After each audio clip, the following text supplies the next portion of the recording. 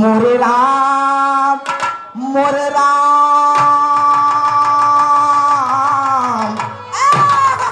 हे भोले जोगिया हो राम।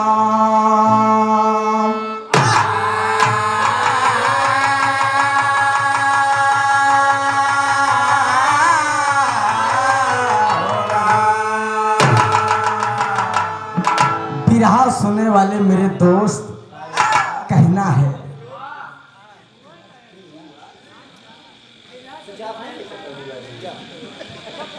मोबाइल स्विच ऑफ कर ले यार, बिरहा में बिल्कुल न डिस्टर्ब हो। गीत के अंदर कवि जी ने 4 लाइन भूमिका का भाव दिया है। बिरहा का शीर्षक होगा कलयुग की पतिव्रता नारी। बाबू कलयुग में कैसे औरत पतिव्रता भई, आनंद भी आ जाए, कहानी भी बड़ी सुंदर रही। भूमिका का भाव प्रिंसिपल साहब। आप बाबू दूधनाथ यादव जी और शेखर यादव जी 21 रुपया चरणों में प्रणाम है, नमन है। जब आदमी की उम्र 16 बसंत पार करती है,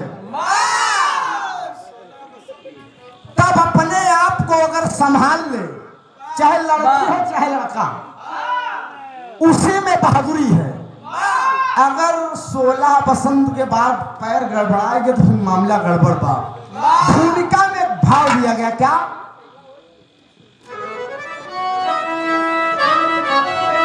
समझ बूझ कर जो चलाना जहां में, दर दर की ठोकर खिलाती जवानी।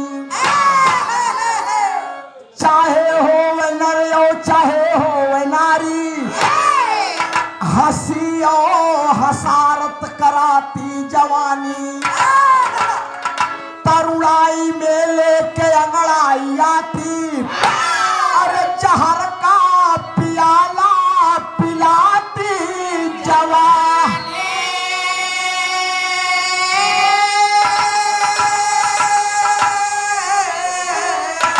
अरे बड़ी बेवफा है मोहब्बत की दरिया,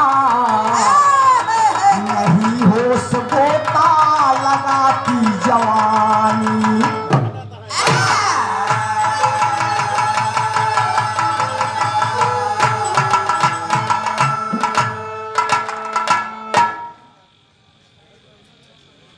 बाबूजी बड़ी बेवफा है मोहब्बत की दरिया, नहीं होश गोता लगाती जवानी। किसी कवि ने लिखा कि भले बांध ले कोई दरिया का पानी, मगर ये जवानी चाहे रस्सा, हाँ चाहे रस्सा लगाए दे तबो न बताई। अपने आप पर कंट्रोल करना होगा। एक लाइन गीत लगत बा, प्रिंसिपल साहब कहना है,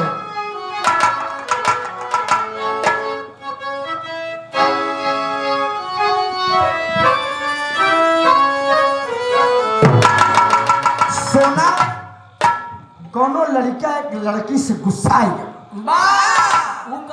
धोखा खाते खाते वो कहता क्या है, अरे जला दो जला दो, अरे जला दो उन हसीनों को, जला दो उन हसीनों को जो खुद पर नाज करती है।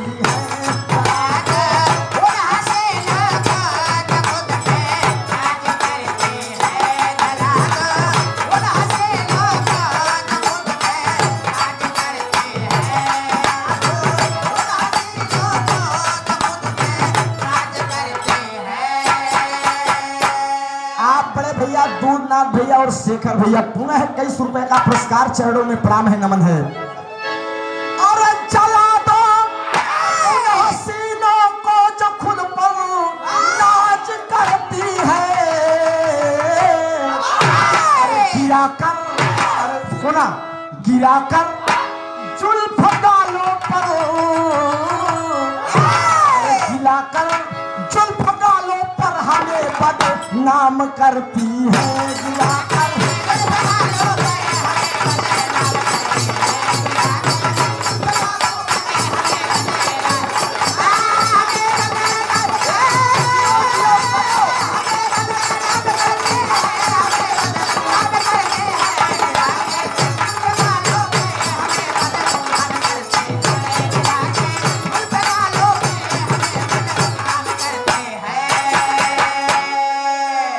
लेकिन गीत के अंदर भाव दिया गया कुदरत की मेहरबानी, कुदरत की मेहरबानी सदा गाई ही जाए।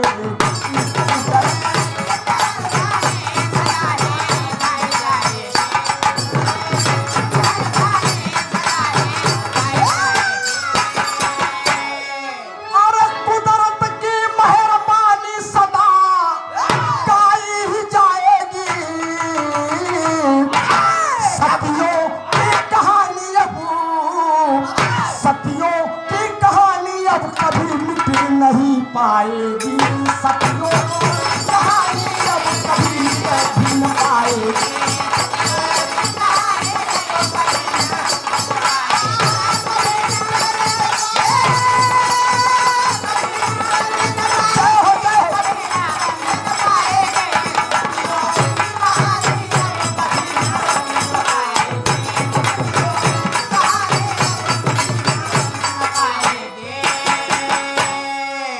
पंचौ इहवे से कहानी के शुरुआत बा। कहानी कैसी है गौर करिएगा।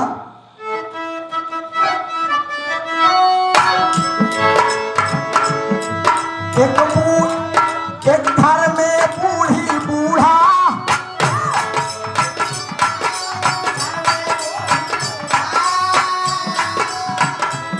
रहते थे दोनों प्राणी।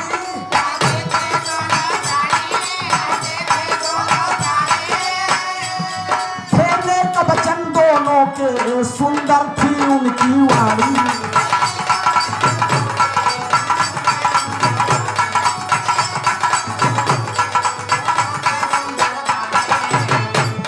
बेटी थी सुबह सयानी,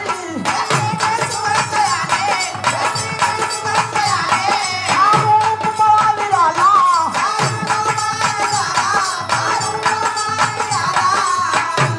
शादी तो हो ही चुकी थी, था गौना होने वाला।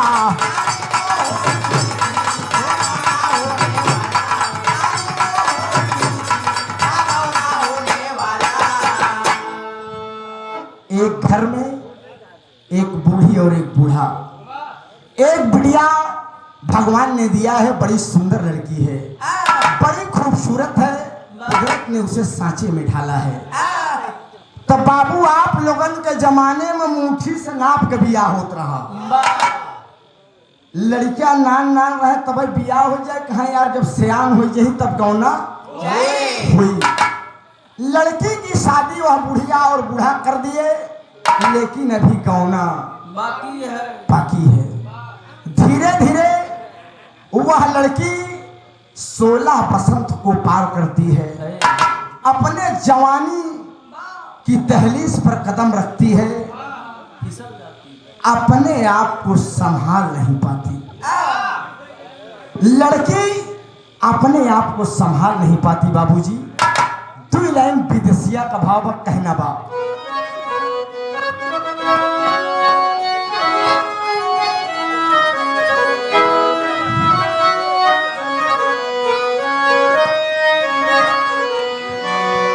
धीरे धीरे बिटिया के चढ़ली जवानिया हो।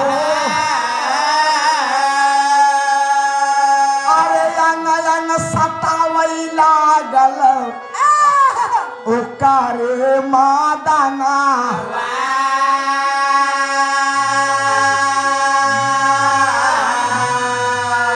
अरे खेल खेलवार गईली नैहरे के देसावा हो। अरे बदन पियराई लागल बचाए माहिना।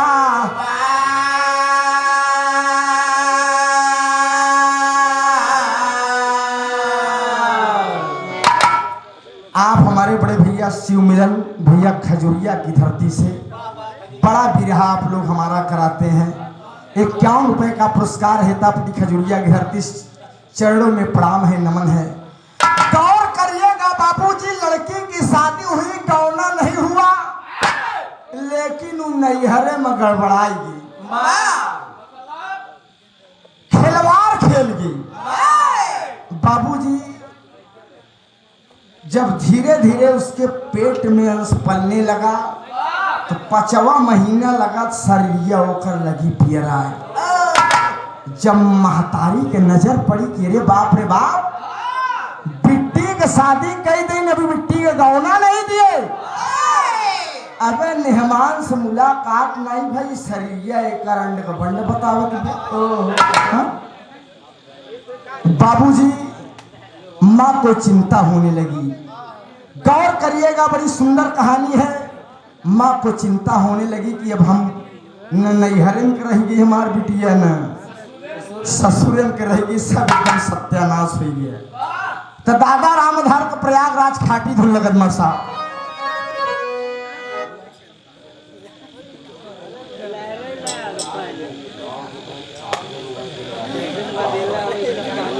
आप बेचन स्वर्गीय बेचन गुरु जी के गांव के हैं, आप यादव जी टावर वाले। क्या बात है, टावर पर नौकरी करत है। 51 रुपया, चरणों में प्रणाम है। कोई बेचन जैसा पचरा गाने वाला कलाकार नहीं पैदा होगा दोस्त, एक जान ले। 51 रुपया बहुत बहुत प्रणाम बा। होत का बा, आप बड़े भाई जितेंद्र यादव परैया पर की धरती से 51 रुपया, चरणों में प्रणाम है, नमन है दोस्त। अरे हाय हाय हाय, अरे भैले पाँव भारी, अरे भैले पाँव भारी, फुलाइन गोरी पेटावा, भैले पाँव भारी।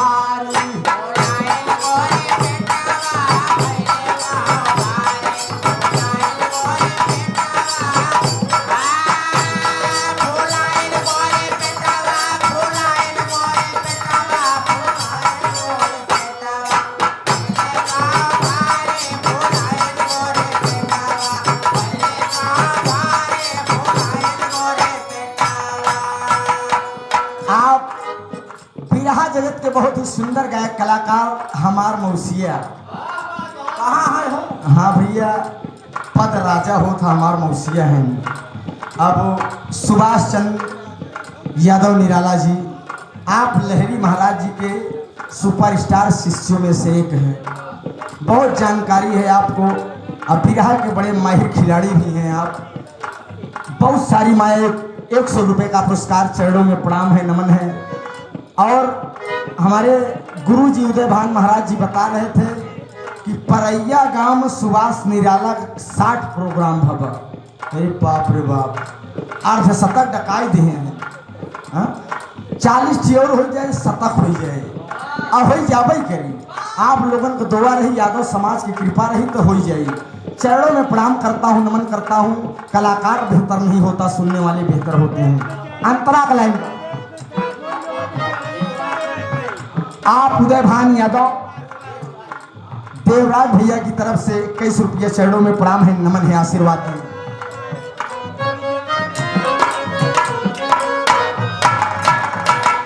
अल्लाह अल्लाह तारा गोरी कई जवानिया,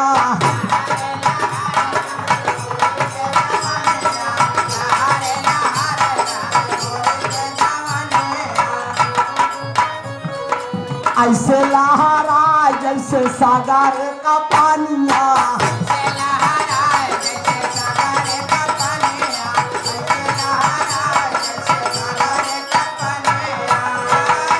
कहे लगी बुढ़ाया बहुत मकई कावा, भैले पाँव भारी, बेटावा भैले पाँव।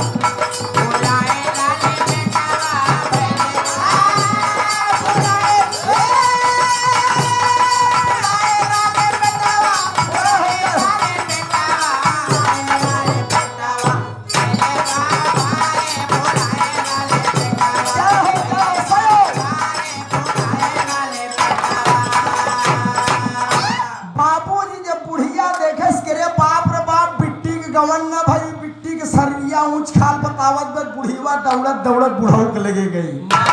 बुढ़ऊ बाबूजी अपन घरेलू काम काज में मस्त हैं। अब बुढ़िया कहे हो बुढ़ऊ कनानु कहने रही तो मोर मलकिनिया बोला होत कहन कहे चाहत हो? अरे हमरे पास चली आवा। बाबूजी बुढ़िया गई कहे सत्यानाश हुई। सत्यानाश कहने का है? कहने रे बाप रे बाप बिट्टी के शादी हो गई, गौना नहीं दिया, बिट्टी नहीं हरे मंड बंड कही गई और शरीर होकर पियरान जात बा। अब कहाँ मुँह दिखाऊ? बुढ़िया लगी बुढ़वा के डांटे। बाबूजी डांटे लाग खोट का मर सब एक लाइन धुन बा।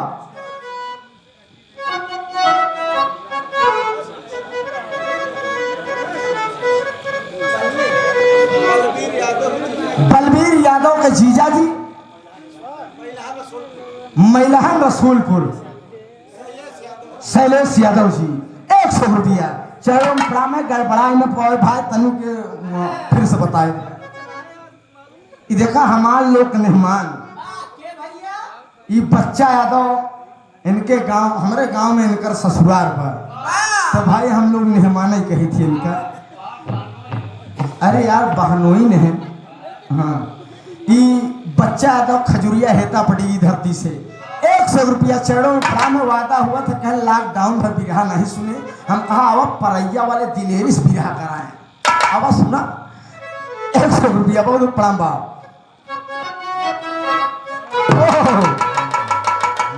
सोना अरे भला जे करो, अरे भला जे करो पिराई उहल जानई दूसर कौनो का जानई। भला जे करो पिराई उहल जानई दूसर कौनो का जानई। भला जे करो पिराई उहल जानई दूसर कौनो का जानई। लेकिन सासू न जाने ननदियो न जाने, सासू न जाने ननदियो न जाने, सासू न जाने ननदियो न जाने। अरे सासू न जाने ननदियो न जाने, जेकर ऊपरा भी गई तू है जाने दूसर कौनो का जाने। जेकर ऊपरा भी गई तू है जाने दूसर कौनो का जाने। जेकर ऊपरा भी गई तू है जाने दूसर कौनो का जाने। आप समर स्टूडियो प्रोप्राइटर विजय कुमार यादव जी उत्तर मध्य रेलवे। आप सब जब हम लोगों के गीत को सुनेंगे तो चैनल को सब्सक्राइब करना ना भूलें, लाइक एवं कमेंट जरूर करें बाबूजी, जैसे यह भी चैनल आगे बढ़ जाए। और विजय भैया हम लोग हाथ लगाई दे अब आगे बढ़ ही जाएगी। 100 रुपया चौड़ों में प्रणाम है। लेकिन बाबू बुढ़िया डॉक्टर तक तुहार आँखी फूटी रही। अरे पिट्टी के गौना कहते होता त्याज दिन देखे तो हो बुढ़िया बुढ़वा के खूब फटका रही तुहार आँख फूटी गई। बुढ़िया बुढ़वा के खूब फटका रही तुहार आँख फूट गई। बुढ़िया बुढ़वा के खूब फटका रही तुहार आँख फूट गई। आप हमारे भैया बलबीर यादव जी इस कार्यक्रम के आयोजक महोदय 51 रुपया प्रणाम हो। हमारे लाल जी भैया पसौधा की धरती से 51 रुपया पाँव लागी आशीर्वाद दे। 1 स्वर में सब सकल पंच के पहले प्रणाम बाप। बुढ़िया कहत बा मुहवा में करी खाई दे है लगाई, मुहवा में करी खाई दे है लगाई, मुहवा में करी खाई दे है लगाई। दैता गवन ले इज्जत बचाई, दैता गवन ले इज्जत बचाई, दैता गवन ले इज्जत बचाई। बुढ़वा अपने मन में विचार तुहार आँख फूटी गई।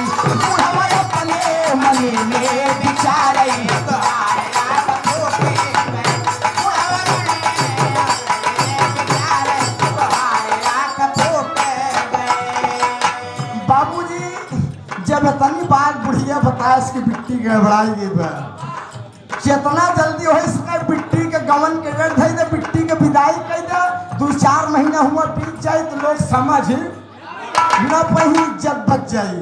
बाबूजी बुढ़वा तुरंत एकदम स्नान ध्यान किया और धोती कुर्ता नागरा जूता साफा लपेटे बाबूजी छड़ी लेके बुढ़ऊ समधियाने चल लिए और रास्ता में बम बम चौराहा पड़ा, कहीं जाते ही समधियाने 2 किलो गुड़हिया जलेबी ले जाए बाबूजी। गुड़हिया जलेबी लिए और बाबूजी समधियाने पहुंच गए।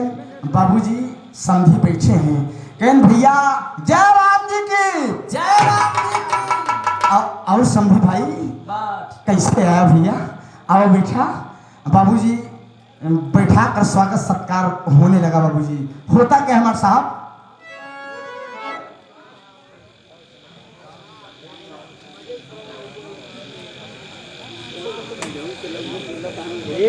आज भी आत्मा रोती है।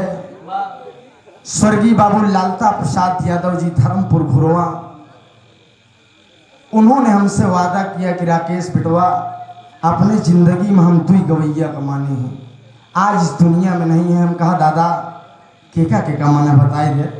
कहने तो हैदर अली जुगनू को मानत रहे के बाद पता नहीं कैसे परमेश्वर दास महाराज कृपा होगी हम तुहका माने लगे।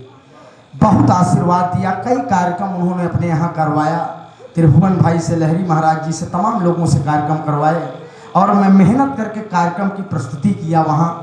और हमारे बचई भैया हेतापटी की धरती से 100 रुपया चरणों में प्रणाम है और हमारे बाबूजी की आत्मा को स्वर्ग में उच्च स्थान प्राप्त हो दोस्त। और दास का देवलय बा कहना बा।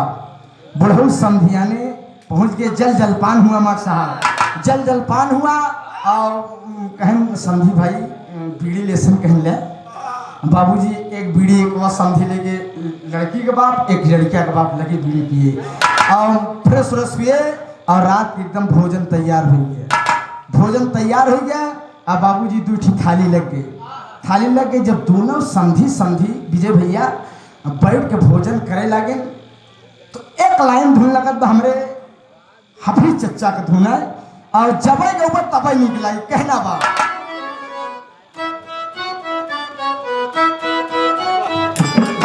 प्रिंसिपल साहब एक दुल्हन बाबू ऊख तोड़े सवारी में गई, ऊख तोड़े सोचे सुखिया चूल्हे हमार जीरा आन हो जाए।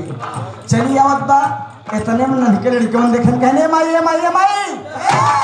माई उखिया हम ले इतने में देवरवा बगलिया खड़ा रहा, कहे भौजी हम उखिया ले भौजी। इतने में मुहारे के सोझे मूड़ी डगर करत मुहे में क्यों दांत नहीं बुढ़ा बैठा रहे, कहीं दुल्ही तई 2 पोड़ हमहू के दे दी हमारो जीरा कहा लखिया बुझाई जा। अब दुल्हनिया सोचे सरे मोर बप्पर ऊख खी आ देवरवा कहा भौजी महू ले, लड़कवन कहा थे अम्मा हमहू ले। ई बुढ़ौना के मुहे में क्यों दांत नहीं दे रखनाती, कहा दुल्हनिया 2 पोड़ महू ले। कहन बाबा ये बतावा ऊख खिबा बंटवारा कैसे हो, कहन दुल्हनिया देखते ना बाट पर हम बताई देते ऐसे उखिया तोड़ के तई दे दे। तब बुढ़ाऊ दादा बतावत है इनका,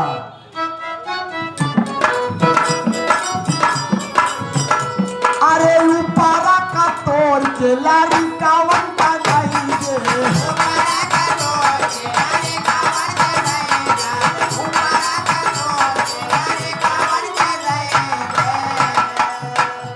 अरे बिचावा के लाहुरा देवरावा नीचे का बउरावा ए दुल्ही, बिचावा के लाहुरा देवरावा नीचे का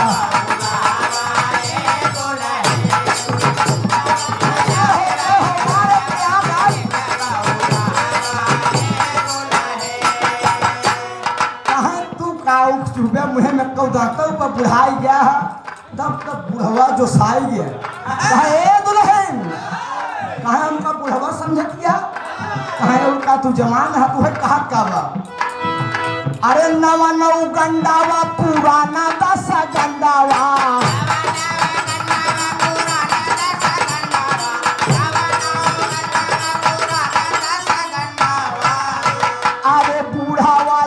जाना गोरिया बहिला वंडावा बुढ़ावा की जाना गोरी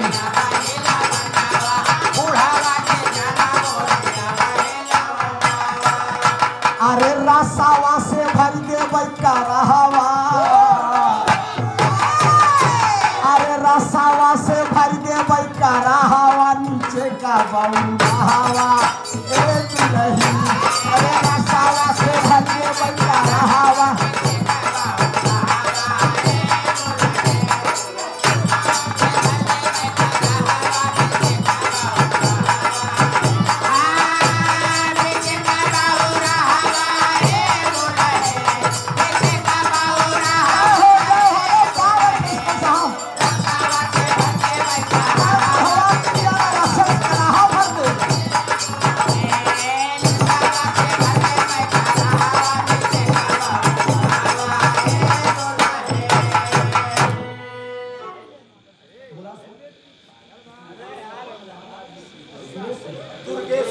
दुर्गेश यादव इलाहाबाद विश्वविद्यालय 51 रुपया चरणों में प्रणाम है, नमन है, आशीर्वाद दें। ये हमार भांजा राहुल यादव ढोलक मास्टर, सोना सुहानी की ढोलक मास्टर। अब बढ़िया एकदम उम्र बियाह में पक्का है, मतलब लंगोट के बंधा है का जान ले, जब तक बंधा रही तब तक घसघसुआ हाथ गिरी। अगर गड़बड़ाने कौन गारंटी है गड़बड़ाई की? नहीं और चलो ठीक बा। 51 रुपया खूब तरक्की करा राहुल, बड़े बड़े मंचों पर आप वादगी कर रहे हैं, बड़ी खुशी होती है। कम से कम हमारे इलाहाबाद में कमी न हो पाए कोनो चीज के। बहुत बहुत नमन बा, एक स्वर में सब सकल पंच के पहले की प्रणाम बा। आप कैसे रहा सेब साहब कंपनी के एडवाइजर प्रेमचंद यादव हेता पट्टी, क्या बात है। सेब साहब एक नेटवर्किंग कंपनी है। एक जने हमरे लगे फोन करन कहन गायन तू जुड़ जाता कोनो कंपनी से, हम कहा ये काम हम न कर पाओ। आयन जबरदस्ती रिमार्कर कंपनी से जोड़ दे हैं ना, मैं कौ दिन न नात रिश्तेदार लगे गए ना दोस्त लगे कि हम कोनो कंपनी में है, लेकिन सेब साहब नंबर 1 की कंपनी है। एक जान ले, अगर आप नेटवर्किंग क्षेत्र में काम करना चाहते हैं तो आपको पैसा वाला बनने में देरी नहीं लगेगी, लेकिन हम लोग बिरहा का वैसे फुर्सत बहुत नेटवर्किंग कहाँ कहीं पाओ। बहुत बहुत नमन बा। लेकिन बाबू कहानी पे आ जा, दुन्नो समझी थाली में भोजन परसागा। जब भोजन करे लगे तब समझी समझी में बातचीत हो का होता।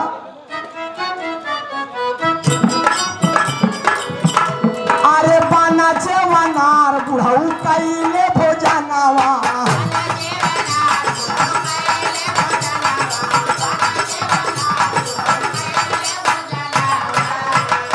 समाधि से कहा ले बयानावा सुदिनवा नहीं भेजला हे मिताऊ।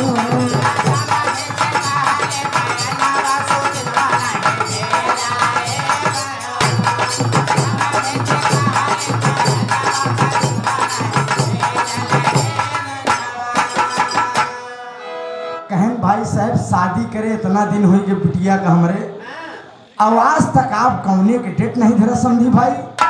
तब लड़का का बाप कहे रे भाई साहब क्षमा करा, गौने के डेट धराई जाए। तो फिर लड़की के बाप कहा तो कितना समय बीत गया का गहन बीता माघ बीता बीता लाथा गुनावा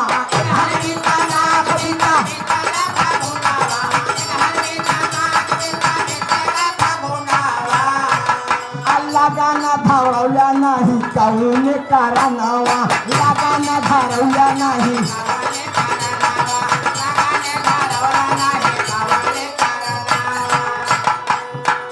कहन काहे बिट्टी का हमारे गौने के डेट नहीं धरा।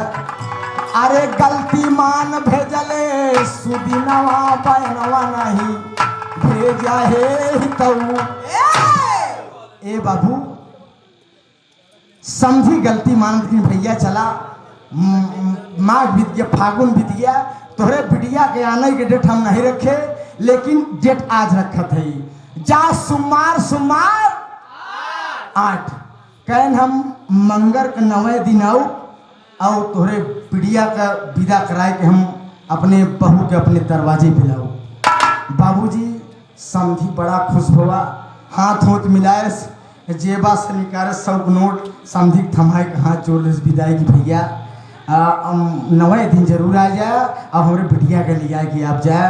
हम सोचत बा कैसे हमार बिटिया चली जाए और हमारी इज्जत बची रहा है। बाबूजी धीरे धीरे 8 दिन बीत गया। 8 दिन बीत गया बाबूजी। जब 9वां दिन आया, 9वां दिन आया तो होता क्या है हमारे साहब,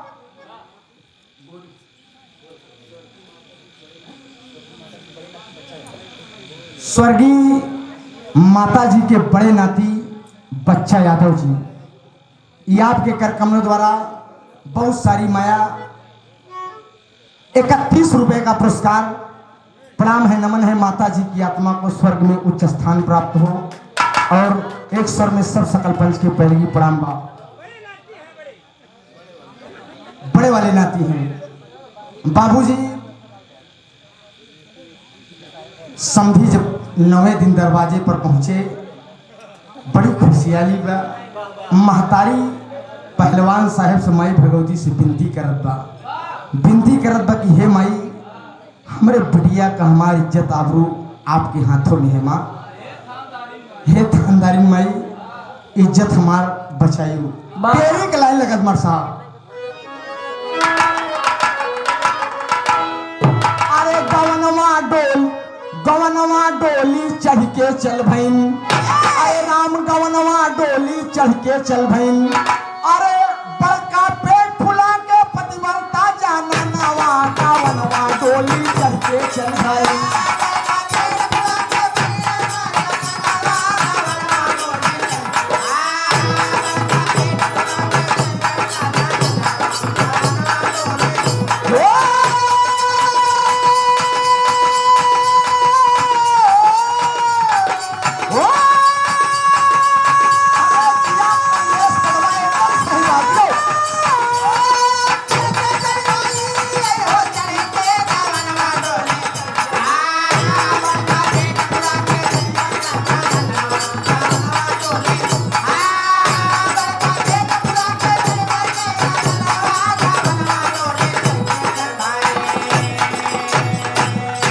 राकेश यादव मसीहा ना भैया, 21 रुपया चरणों में प्रणाम है, नमन है।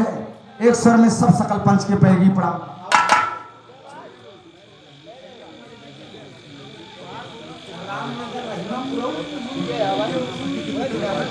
राम का बताए, रामनगर, रहीमापुर, दुर्जनपुर, आओ प्रोपाइटर प्रताप यादव। बस 51 रुपया। देखा कई नाम बताया, हमसे डैमेज न हो कि बोले जाए। चरणों में प्रणाम है, नमन है, आशीर्वाद दे हम बच्चे अपनी कला में कामयाब रहें। बाबूजी गवनवा डोली चढ़ के चल भैन, चौक के लाइन लगत बा। समधी के बड़ी सेवा सत्कार हो तो महतारी की जीवन तकलीफ बिटिया हमार काल चली जाई, काल चली जाई, बड़ा कष्ट होई हमका। लेकिन बिटिया हमार जौन गड़बड़ी करे बे इज्जत हमार बचे कैसे। चौक लगा तुम्हार साहब,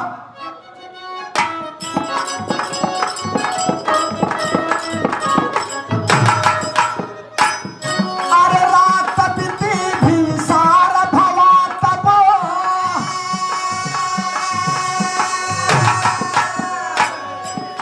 आगे का सुनिलाई जहां,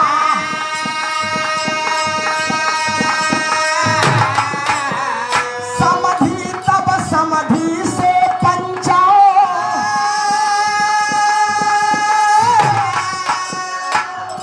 अब बतिया कहाई लगे ललका,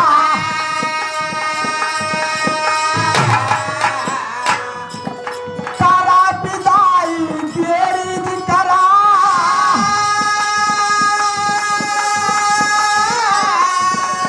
अब बतिया हमारी सुना सरकार।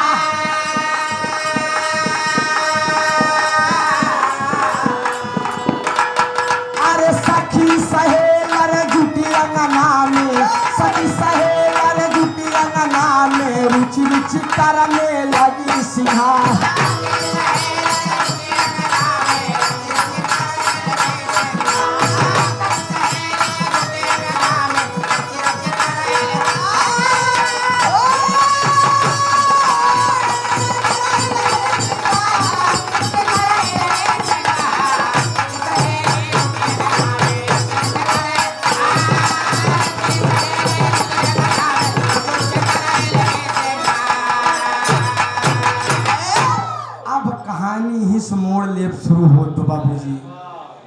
समझी सवेर भकहन भाई अपने बिटिया के विदाई करा, हम अपने बहू के लिए के अपने घर जाई। बाबूजी सखी सहेला रंगना में जुट के श्रृंगार कर लाइन कहीं फलनिया तई चली जाबे न, हमार तोर साथ छूट जाई। जौन छोटवा रही कहीं दीदी मोर दीदी काल तो चली जाबो अपने ससुरे। अब कैसे खेते बाड़ी में कैसे चर्चा होत रही, बड़ा आनंद आवत रहा दीदी। लेकिन वह लड़की समझाती है कि रे बहना, बेटियां पराई धन होती हैं, उनको जाना होगा। बाबूजी सखी सहेलर सब श्रृंगार करी, बिटिया एकदम तैयार हो गई। बुढ़ाऊ कहारन का आदेश दिया कि कहारो कोहारो, कोहार और कहार में अंतर दिया। कोहार जोन चाक ओक चलावत थी, करई गढ़ा थी, और कहार अलग होती का दादा जोन डोला वाला लग जाती। ए बाबू महतारी के पास बिटिया के विदाई होइला, दोस्त विदाई होइला, बिटिया गले से लिपट के महतारी के लगी रोइला। कहना बाप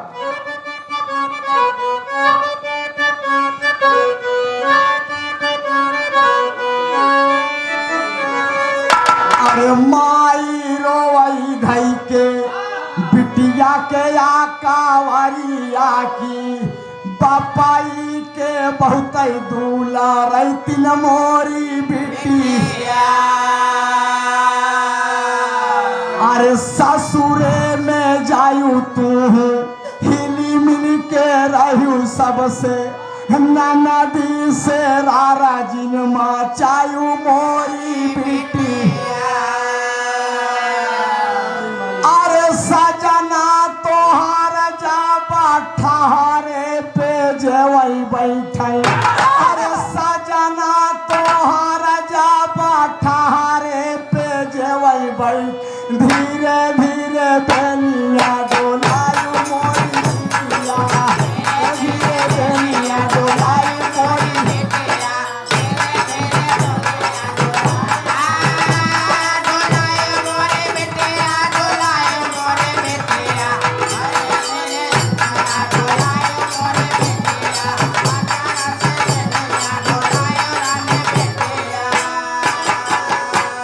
आप बलबीर यादव के छोटे भाई 21 रुपया और सुभाष यादव जी 51 रुपया चरणों में प्रणाम है, नमन है। महतारी रोई के बाबूजी डोला पर बैठा दिया। अब कहानी ही से मोड़ लेता, बुढ़ाऊ एकदम छड़ी ओढ़ी लिए, बाबूजी कुर्ता धोती पहने, मोछा टाइट बक, हम अपन पतो बुलाए के आवत है। अब दुल्हनिया डोला में बैठी बा, कहार डोला लेके रसे रसे चला जाते हैं, रसे रसे चला जाते हैं। अब बिटिया के विदा कई बुढ़िया बाबूजी एक लोटा जल ले गए, हे थानदारी मई बिटिया का हमारे बियाह हो के गवन नहीं भा, बिट्टी हमार नैहरे में गड़बड़ाई हमार इज्जत आबरू बचायू माई। आए तने माँ बाबूजी डोला चला जा रहा है, दुल्हन भी सोचत बा कि कहूँ हमार राज हमरे ससुरे में खुल जाए तो हम कहाँ मुँह दिखाओ, कहाँ मुँह दिखाओ, हमार कहूँ गुजारा ना हो। बाबूजी डोला चला जा रहा है। जब डोला बाबूजी गांव के करीब नियर आ गया तो बूढ़ऊ कहन भाई साहब कहारो आपका धन्यवाद है, बस आगे वाला गांव बस 10 कदम और चल पे, उन बगिया के आगे हमारे गांव बा। दुल्हनिया डोला से सुनत रही, कहा अरे बाप रे वो, यानी कि हम अपने ससुरे नियराई आए। तब बाबूजी होत का एक लाइन सुनबा,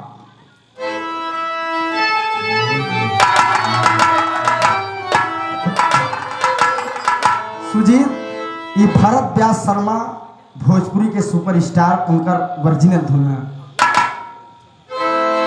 अरे सजना सवान से, सजना सवान से अन्हार भइले आई, देवर तानी देहिया पे डाली डाल